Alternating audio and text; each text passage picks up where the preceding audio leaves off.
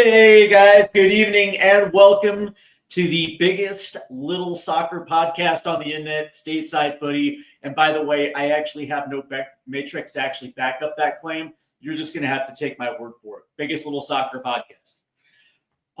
All right, man. Before we get into it, make sure you hit the like and subscribe buttons and hit the notification bell so you don't miss out on any Stateside Footy content. All right, man. We got a big show tonight, so let's not waste any time.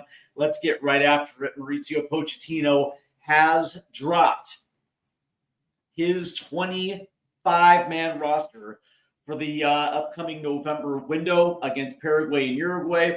And, of course, a lot about this roster is about who's in. It's also about who's out because of injuries. Obviously, Christian Pulisic is not going to be here. Malik Tillman's not going to be here. Chris Richards isn't here. Zendejas is not here. McKennie is not here, but there are some names that are here. And we got to get over it real quick. First, I want to shout out my guy, Nate Holloway, who says, "What's up, Stateside? RIFCTID, Rhode Island FC. Love it." All right. So first and foremost, let's talk about the strikers here. The three strikers that Mauricio Pochettino has called into the November camp. Obviously, Flo Balogun, who has remained consistent from October to November. Of course, Ricardo Pepi will be in camp this time around. Same thing with Haji Wright. And this is actually kind of a big deal considering that these are the top three strikers in our striker pool. Make no doubt about it. These are the three guys that most likely will be at World Cup 2026. And this is significant because obviously Ricardo Pepi dealing with injuries wasn't in the last camp. And Flo Balogun, essentially made the September camp as an injury replacement. And since then, I guess you can say has kind of reestablished his dominance as striker one. And of course, Haji Wright back in camp. And this is something that I've been calling for quite a long time, really, because I want the top three strikers in camp.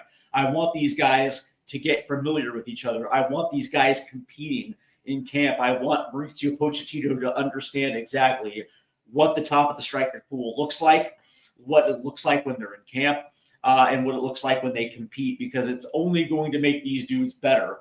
And from that standpoint, man, I'm absolutely thrilled about this positioning group when it comes to this November window. The forwards, Brendan Aronson, Gio Reyna back in camp. I gotta love that, and of course Diego Luna. Not exactly the greatest forward. The greatest forward group. Would have liked to seen another one, but again, injuries in this position have limited, essentially what Pochettino is going to bring in. Instead, obviously, we'll find out in just a second exactly where this roster spot went. But I would probably assume that you're going to see obviously a combination of Gio Luna, Gio Brendan Luna. So you're going to see that through the first two matches in this window as well too, and we're going to get a good look at what Gio Reyna actually looks like. And of course, from the standpoint of Gio Reyna, I called this just this last week during Yanks Abroad, because Gio, by the way, has been consistently getting on the field. Now it's interesting considering that his minutes range from 15 to 12 minutes. But the interesting thing about this is he's carved out something with Borussia Mönchengladbach. Now, what it is, it's not a lot, but from that, the last couple appearances have actually been quite productive. So from that standpoint, it makes sense that Gio would be in, just considering the players that are out. The one that's actually quite conspicuous that's missing is Wes. Wes, the last couple weeks has actually gotten starts. There's been some production there, and so that was a little interesting that Wes was kind of left out of this one. All right. This is the weird one. The midfielders. So when you think about the three CDMs, okay, that makes kind of sense. We saw this in the last window as well too. Tyler Adams was gone the last one. Adams returns to this one, but Tessman, Morris, and Roldan were all there in the October camp, and I think all of them actually did themselves a solid with some of their performances. And of course, Tyler Adams is going to be a part of this group regardless.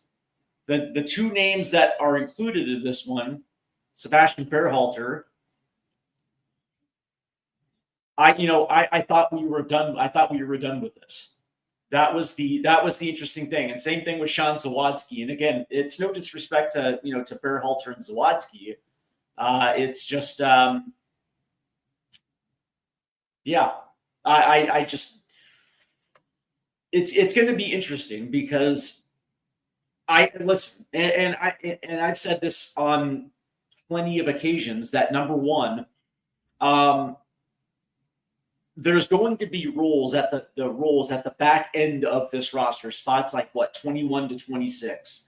And these are going to be positions that are going to be specialty positions, whether it's they're good set piece takers, they're good in the air, whatever the case may be. So there are going to be opportunities at the back end of the World Cup roster for guys to actually make it. But that being said, Sean Zawadzki is not going to be a part of the process. I hate to say it. And this November window is an absolutely massive window for this team.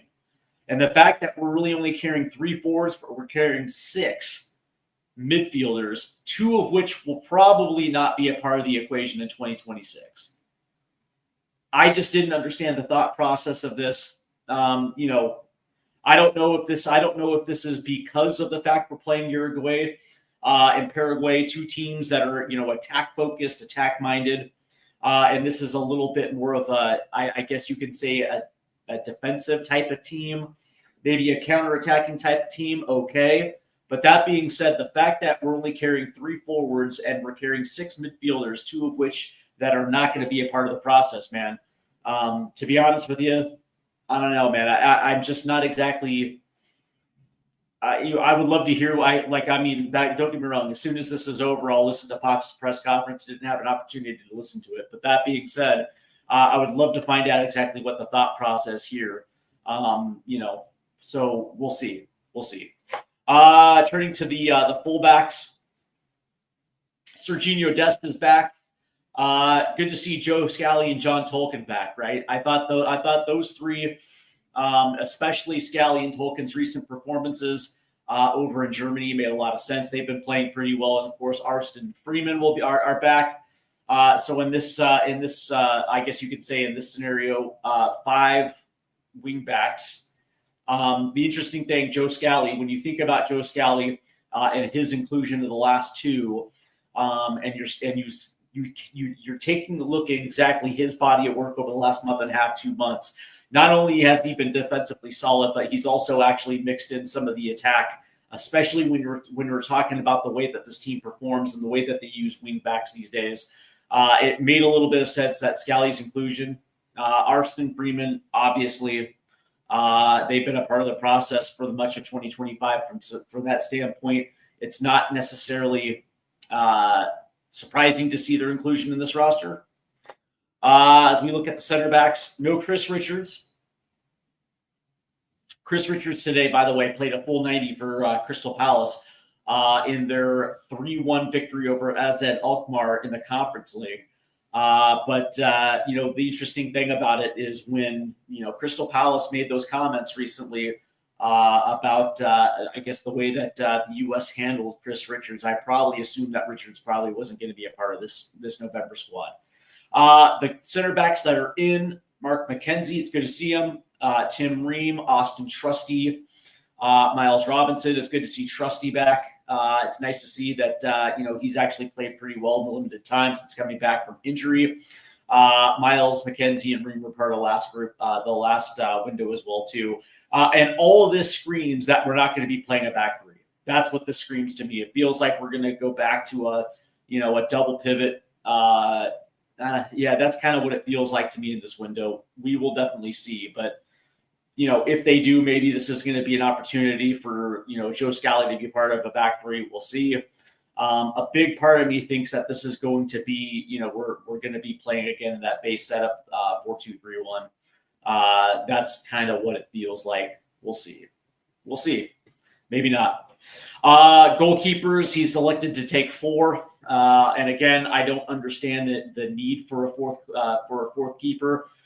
He's already seen Celentano and Klinsmann. He's already seen Schulte. Me personally, I think you're just, again, wasting roster spots here. And especially with these goalkeepers, right? You've seen 2 of them. You've seen all 3 of them. But the reality is you don't need 4. You certainly don't need 6 midfielders as well, too, especially when you consider, that forward line is absolutely dude. We're only carrying 3 forwards in this window as well, too. So from that standpoint, there's a lot of head scratching when it comes to this November window. There it is. Jesus Christ! From that, selection, it's nice to see certain names. I was actually thrilled when I saw the striker groups, right? Because these are, we're carrying our top 3 strikers. From that standpoint, I like it because the competition is going to be absolutely brilliant when it comes to this camp. But outside of that, it left my head. It left my head scratched just a little bit, because from that standpoint, I don't understand what the thought process is when it comes to the 6 midfielders. 4 of them are CDMs, and of course, the inclusion of Sean Zawadzki on this roster. I don't know, man. No Tim Weah, no Weston McKennie. Okay, so what was the thought process behind that? I don't know, man. I don't know. To me, this feels like it's going to be an ultra conservative roster that is probably going to be. We're going to see it a little bit that this is going to be I guess you could say risk averse. It just feels like this is not going to be what we saw in in October and September. It feels like this roster is going to kind of get reverted a little bit back to what we saw a little bit earlier this season, which from that standpoint wasn't great results. But that being said, that is your November roster. Let me know again. Let me know how you feel about it. Drop a comment in the chat. Let me know. All right. So yeah, I just look at this and I just ask myself, like, number one, what was the thought process? And number two, what is the purpose of this, right? So you're only carrying 4 center backs. You're carrying 6 midfielders, 2 of which are not going to be a part of the 2026 conversation. And it feels like you could have used at least 2 of those roster spaces, for a little bit more of that, for a little bit more of that attacking flair. And me personally, I just feel like, would I be surprised if we drop both of these matches against Paraguay, Uruguay? No. I'm not going to sit here and say that Pochettino did this for a reason, because I get the impression he's doing it because what he's about to see, he understands both of these teams. He understands exactly how these teams like to attack. And I would like to think that this is set up to be a little bit more defensive, a little bit more counterattacking. We'll see. But I don't know. Again, let me know how you feel about the November roster. Let me know exactly the players that you think Pochettino missed on. Is there a particular position group that you absolutely like? Let me know in the chat. All right. So, we got to get to the main topic tonight, because it's been something I've been sitting on for a few days now. And I wanted to talk about tonight because it has the potential to reshift the landscape of American soccer. From that standpoint, when the news broke that the USL hired this guy right here, Tony Scholes. Now, for those that don't know, he was I guess you can say, the president of football operations for the Premier League. He was the chief football officer of the Premier League. He used to be the CEO of Stoke City back in the day. And now he is the president of the USL's new Division 1 and he is going to oversee the operations of the league, shaping its structure, standards, long-term development, investment, and he also is going to introduce promotion and relegation to the USL. And the interesting thing about this is actually quite significant, because if anybody understands exactly what this is going to look like and what the model is going to look like, it's going to be this dude, because obviously he knows a thing or two about promotion and relegation. Obviously, if you're with Stoke City, you kind of know a thing or two about promotion and relegation. But it is going to be modeled after the English version of promotion and relegation. And if you know anything about, the English pyramid, it goes like 12 deep, and it's not just the top 4, 5, 6 divisions. It goes all the way down to the semi-pro level. Currently, right now in the USL, it is the Championship, League One, League Two, and pretty soon there's going to be 4 divisions as soon as League One comes in. The interesting thing about this is not only are they going to implement promotion relegation, but they're moving to the FIFA calendar, which means it's going from August to May. And that's significant for a few reasons, because obviously it's going to align with the FIFA calendar, but it's also going to align with certain aspects when it comes to summer investment, when it comes to friendlies and all those other things that are going to happen usually when English teams come to the United States for the midsummer friendlies. But it's also going to open up the pyramid eventually.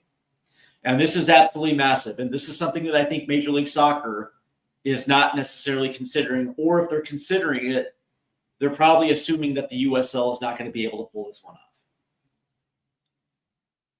And I think it's important for people to understand something here. Investment in American soccer has been big, but a large portion of the investment has left overseas. And I'm talking about the big guys, the John Texters of the world, the Fenway Sports Group, and the Todd Bowleys of the world. Those big ass dudes that have already invested massively when it comes to the Premier League. But also when you think about some of the other investors that have ditched American soccer because they didn't want to pay the exorbitant price to get into Major League Soccer, so they took their money offshores. But believe it or not, there's still a massive opportunity for investment in American soccer. And one of the reasons why they say it, one of the biggest reasons why they say it, they decided not to invest in American soccer but European soccer, is because of promotion and relegation. The fact that they can buy a club for $10 million and build that thing into a winner where it gets promotion and pushes them up and potentially getting to the the Holy Grail, which is the Premier League, is something that that gets their juices going. And it's something that I think Major League Soccer looks at and says, well, I don't think the USL can pull it off. But they're hiring the right people. And it starts with that.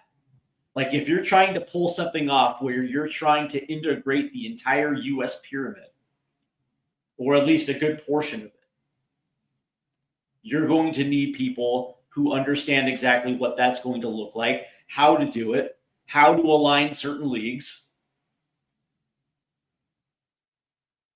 to pull yourself into that vision.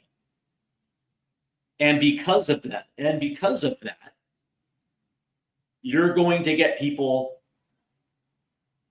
that are going to invest. It's just natural. It's going to happen. And from everything that I hear, and I know a few people that are in tune with the USL, and having talked to them over the last couple of days. And I'm just like, listen, what is the long-term vision with this? And they are saying that eventually by year 10, most of the pyramid is going to be aligned under the USL unless Major League Soccer does something, which I highly doubt. Like, US Soccer is still in like an exploratory phase to figure out if they want to switch their calendar. Like, the USL is ready to do this. Like, they've already sussed it out. They already know exactly how they want to proceed. And the interesting thing about it is, under the scope of US Soccer, they're ready to implement it.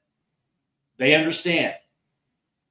We just saw the news break a couple days ago that NCFC, North Carolina Football Club, is foregoing the 2026 season because they're going to be a part of the eventual First Division starting in 2028. They're suspending operations so they can actually make the jump to the First Division. So everything that goes along with that, when it comes to infrastructure, their academy, their training pitch, their stadium, their investment. And by the way, they have substantial investment now. All of this screams that they are pivoting towards 2028, and it's the right decision. It's the absolutely right decision. And the interesting thing about this, and I listen, Major League Soccer is in its own little bubble, and this is the problem with ego. Ego has a hard time paying attention and listening to any other thing, because Major League Soccer is in this bubble where they think that they are untouchable, and it's unfortunate because they are very much touchable. Major League Soccer has a big problem in the fact that a lot of people that are soccer fans don't watch Major League Soccer. Unfortunately, it's true. In this country, they are the third most watched league in their own country. And a lot of it has to do with the fact that they're behind a paywall. That's the first thing.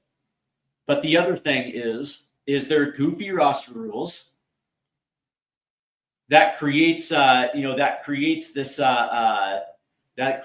weird dynamic of football. Because if you think about Major League Soccer before the DP rule, it was like any other soccer league in the world. You saw a lot of 1-1 draws. You saw a lot of 0-0 draws, and you saw exactly how soccer is supposed to be played. But unfortunately, that didn't translate to ratings. And they had to sit back and think, okay, well, what can we do to make this more viewer friendly? Well, we need more goals scored. So they did. They created the DP law. They created the DP rule.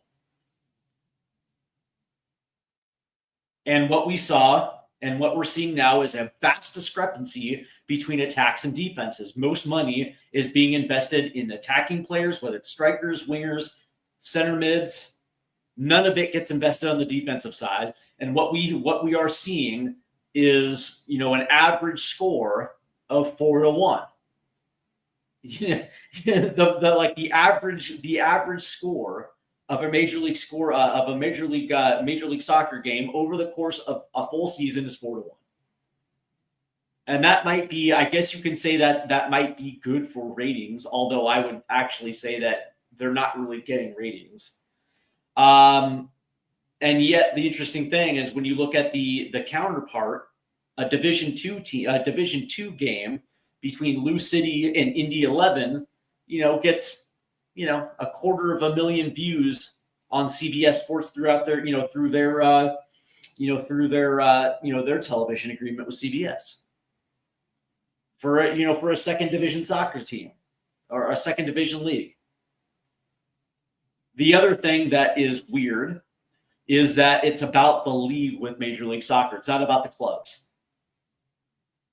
And this is something that I never really understood about Major League Soccer. Because in any other sport, nobody gives a shit about the league. Especially when it comes to global soccer, nobody gives a shit about the Premier League. It's all about the clubs. And yet with Major League Soccer, for whatever reason, it's about the league. They don't promote club health. They don't promote supporters. They promote the league. the league. It's about the league is going to do this or the league is going to do that. And it's one of the weirdest dichotomies when it comes to soccer, that Major League Soccer doesn't promote its own clubs. It's fucking weird. But the other thing to also consider, these aren't clubs, these are franchises. And of course, it's a closed model. Just like Major League Baseball, the National Football League, whatever the case may be, and it is propped up by U.S. Soccer, and it's also propped up by fake franchise valuations. There is absolutely no way the San Jose Earthquake are worth as much as they are. If they were in an open pyramid, they would probably be worth something close to an average championship league team, if we're being really honest. And that is the other thing that draws fans away from Major League Soccer. It's because we know what we're looking at, and we know that for the most part, Major League Soccer is top heavy. And in a system where it was open, some of these teams wouldn't even be able to compete.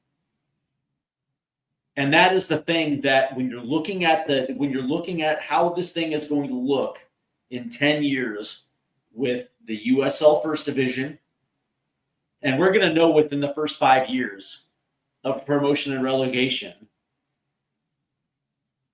whether or not, there's a lot of people that think that it won't work, and 100% it will work, because I think people are underestimating the value of decision day when there's promotion and relegation on the line. It's something listen, man, everybody likes to see a car crash.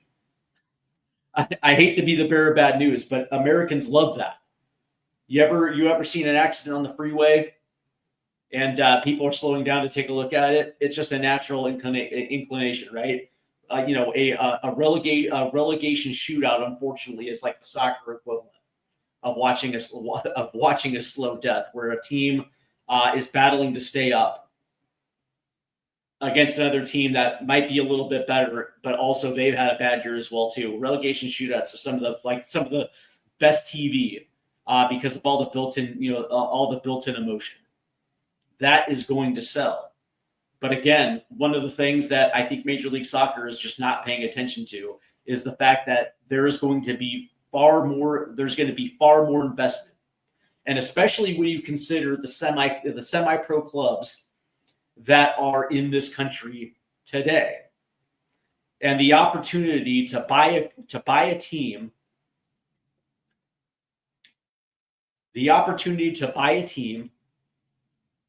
I don't know why my screen keeps blinking out, but an opportunity to buy a team, get them into the lowest division within the USL umbrella, and allow them to move up the pyramid.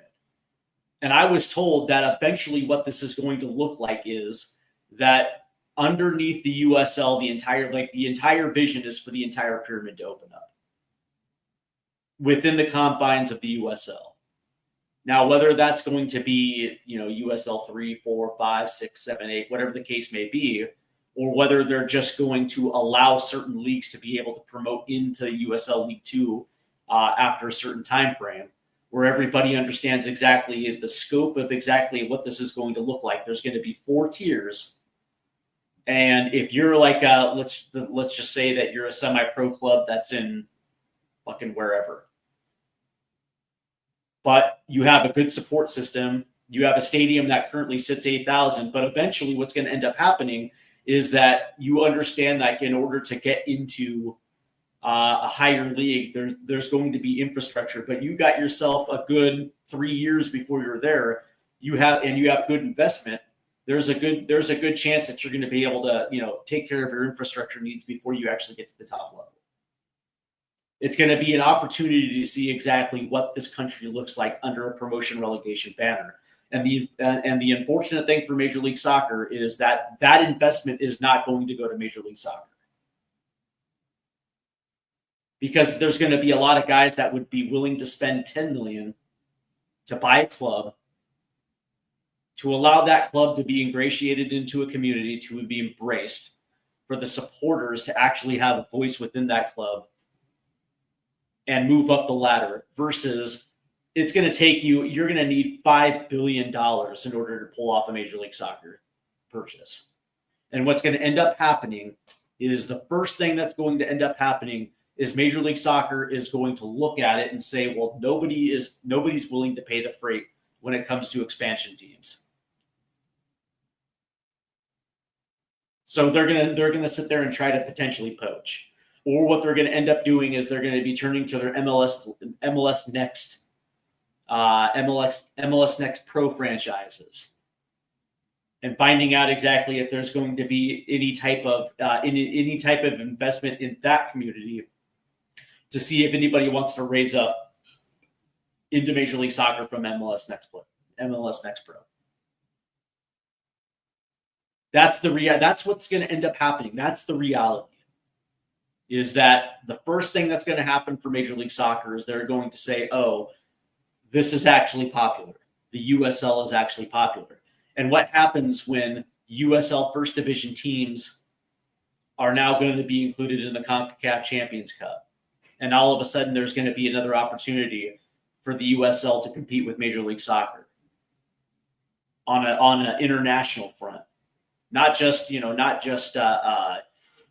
the U.S. Open Cup. It's gonna be an opportunity for USL to show its popularity, show its marketing. And one of the things that I like about this is the fact that USL isn't going to be league centric. They're going to promote clubs. It's about the clubs. It's not about the league. The league is just the league is just the organism. It's just the organizing body. Like nobody tunes in. Nobody tunes in because it's USL. They're going to be tuning in because it's, Lou City versus whoever the case may be.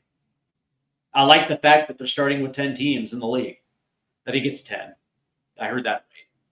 10 teams in the first division to start. And, we'll find out within the first 5 years whether or not that league is going to be able to grow, or they can expand the first division, the first division table. It's going to be interesting, man. Nate Holloway says Pro Rel is the future. I would agree. And he says the 15K stadium is coming. Yeah. The interesting thing is what I like about the idea of the first division is there's 5 teams I can think of right now in the championship that actually meet Division I status right now in the USL championship, right? So you're going to see essentially a reformed championship. And I hate to say it because I would love to see, Detroit City FC make the jump to the first division, but they just don't have a stadium that even comes close to meeting specification for what's needed. Keyworth Stadium in Hamtramck, I think seats like maybe 6,000. And it's an old high school college football stadium. If you guys have ever seen that on TV, as cool as it is to see it on TV with the trains going behind it, it's just not big enough. It's not big enough. So unfortunately, Detroit fans, unless something changes in the Detroit soccer landscape, they're probably gonna stay at the championship level. But the thing about it is, it's the growth curve for this process is something that I don't think Major League Soccer is either paying attention to, or their ego is not allowing them to pay attention to this, because it starts with the right hires. And the USL knocked it out of the park. Now, what I will say is that from the aspect of, let me pull this up real quick. From the aspect of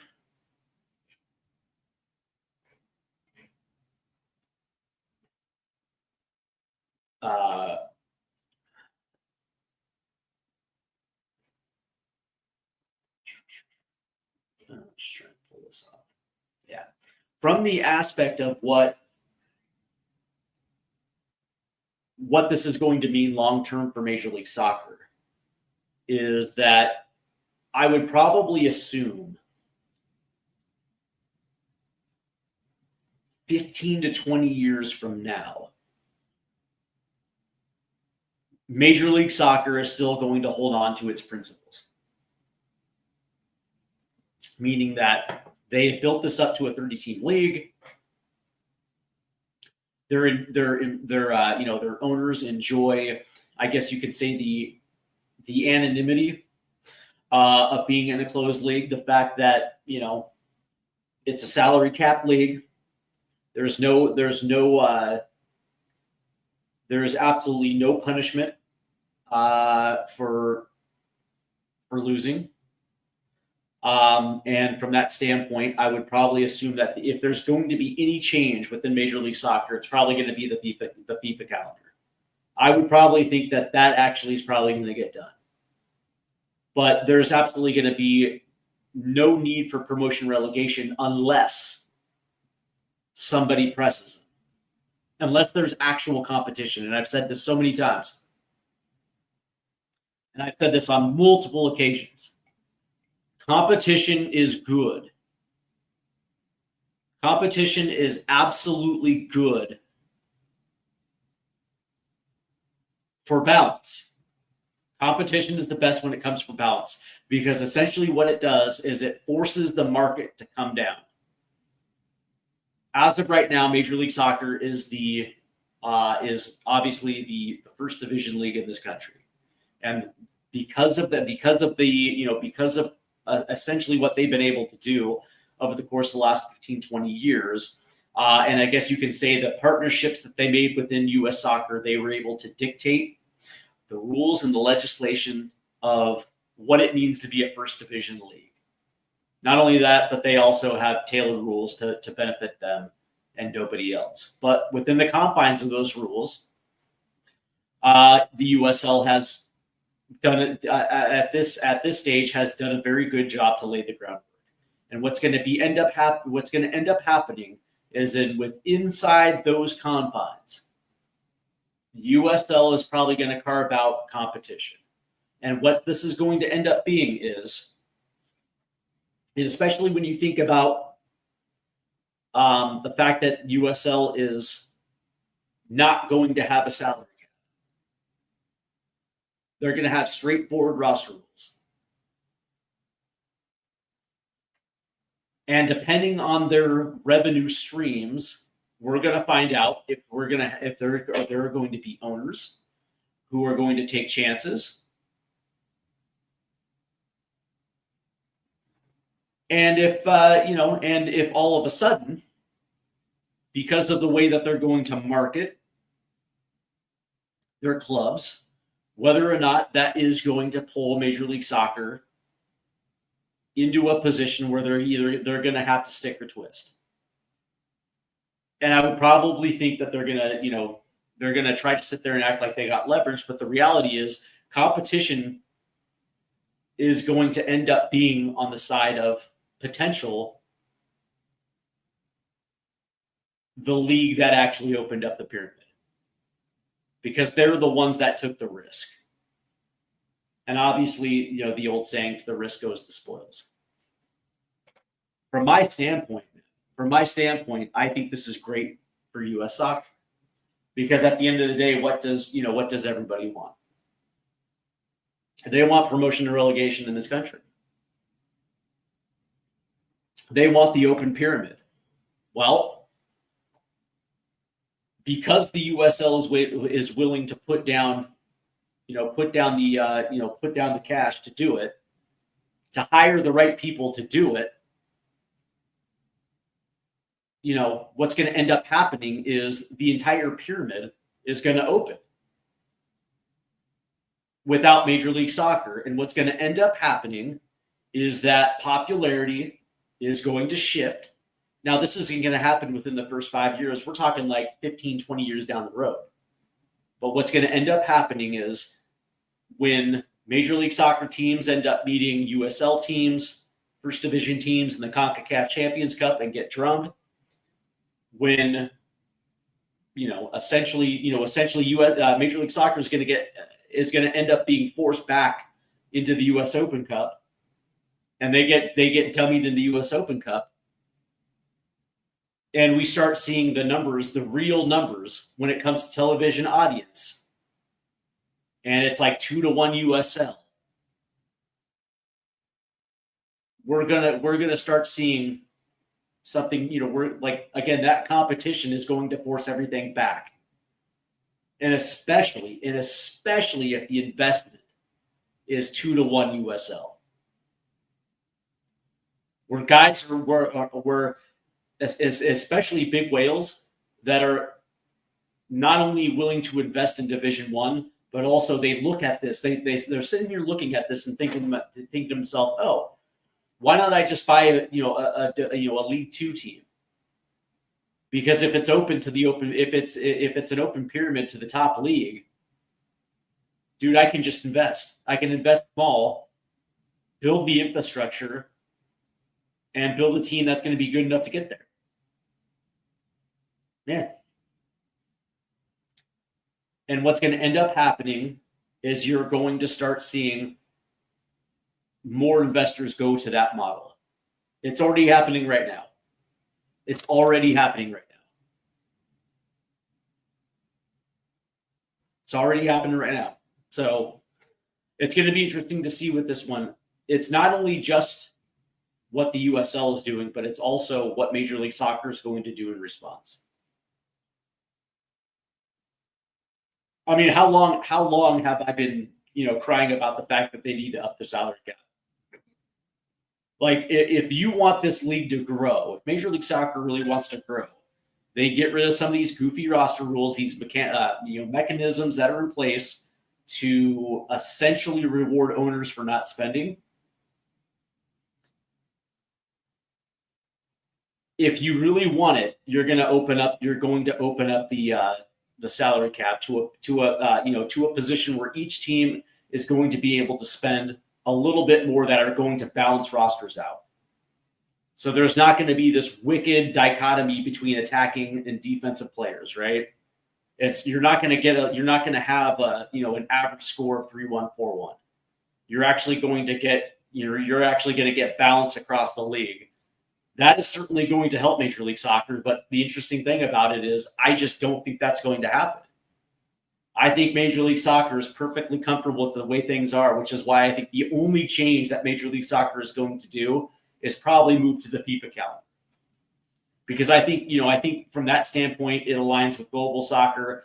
And at that point, GMs are not going to be in this weird little rat race that they do every single January, trying to build rosters, right? It'll be online with the rest of the world. But that's probably going to be it for Major League Soccer.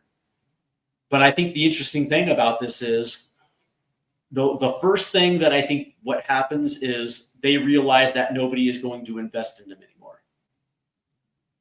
Why would they do it if there's another first division league and it's an open pyramid underneath them, or something close to an open pyramid underneath them? They're going to invest in the league. They're going to invest in that league because, again, it's not going to take much to invest in a USL League Two team and try to bring them up. That's the reason why American investors in soccer have been going to England, because of the appeal of bringing a team up from the National League up to the Premier League. MLS cap is at 32. Yeah, that's what they want. 32 teams. But the reality, that's the thing. It's like the reality of it is. The interesting thing now, though, is like I'll give you a good question right now. Do you think that Sacramento Republic, do you think they want to be in Major League Soccer anymore after they've already been burned? Do you think Phoenix is trying to be in Major League Soccer, knowing that in just a few years, the USL First Division is going to open up? I don't think so. I don't think so at all. It's going to be interesting to see how this plays out, but I don't think so, man. Not at all. I think those owners are looking at it as a better opportunity. a better opportunity to grow under a league that, if you're looking 15 years out, is probably going to have a better revenue. It's actually probably going to be a better revenue stream for them. That would be my guess, because I would probably think that because they already have because the USL already has a good agreement with CBS, I would probably assume that deal gets expanded. And because there's going to be promotion and relegation in 2028, just a few years from now, I think that these owners are looking at it slightly different, because they're going to be looking at league growth, and they're going to be looking at it like, yeah, all of a sudden this landscape is going to change, and there's going to be competitive balance within the 4 divisions. That's my take. Like, this has the potential to absolutely change the landscape of U.S. soccer for the good. Because what's going to end up happening is Major League Soccer is going to end up plateauing. And I would probably assume that their numbers aren't great now. I would probably go out of my way to say that their numbers aren't great right now. We're not going to know that because, Apple doesn't share those numbers. And I think that's obviously for a reason. I think Apple realized that, trying to curtail a television package around one player probably wasn't the smartest move. I would probably assume that deal does not get. I would probably go out of my way to say that Apple doesn't renew that deal when it comes up. That is my guess. And and Major League Soccer will be back in the same position it was prior to the Apple deal. That's my guess. And I would also assume that when that CBS deal comes up with the USL, it gets renewed. I think it definitely gets renewed. We'll see. But that being said, I think the interesting thing is that it starts with the right hires, and I think USL knocked it out of the park with Tony Scholes, having a guy who knows exactly how to implement ProRel. That sets the first dominoes in order. And I would probably assume that within 15, 20 years, it's a different landscape in U.S. soccer. I would probably assume there's going to be a day in the future where everything ends up getting merged and the pyramid opens. Because me personally, I just think that not only does ProRel work in this country, I think what ends up happening is that the investment in the league with promotion relegation ends up going up, and you're going to start seeing money trickle in to the lower leagues, and all of a sudden you're going to see in first division, it's going to be where it's going to be exactly like the Premier League, where Ipswich makes its way to the Premier League, right? So you're going to see, like Wichita, they get to a first division or something like that. You know what I mean? And you're going to have those good stories. A scrappy little club that climbed its way up, and so you're going to have these built-in storylines, just exactly like the Premier League. You're going to have your top heavies. Of course, you're going to have your top heavies. You're going to have clubs that are always going to be in the first division. But that being said, man, you're always going to have pesky little clubs that work their way up, and all of a sudden, man, you're going to have these built-in storylines. It's going to be absolutely phenomenal. Same thing with Nate Holloway's Rhode Island FC. That's going to be the interesting thing, right? What happens to the existing championship clubs? Me personally, I think this is great for U.S. soccer. Competition is always good for everything, because it means that there's not going to be any monopoly. It means there can't be a monopoly. No matter how much Major League Soccer tries to scratch and claw and try to shift different rules and whatever the case may be, no matter it's they're not going to have a choice in the matter. USL is just going to play by the rules. So we'll see how that turns out. But A part of me thinks I'm absolutely right about this one. But you let me know exactly how you feel about this. Let me know how you feel about the USL's hire of Tony Scholes, what you think about promotion and relegation. And also, make sure that you hit the like and subscribe buttons and hit the notification bell. You guys have a good night. We'll see you tomorrow. Have a great night. Bye.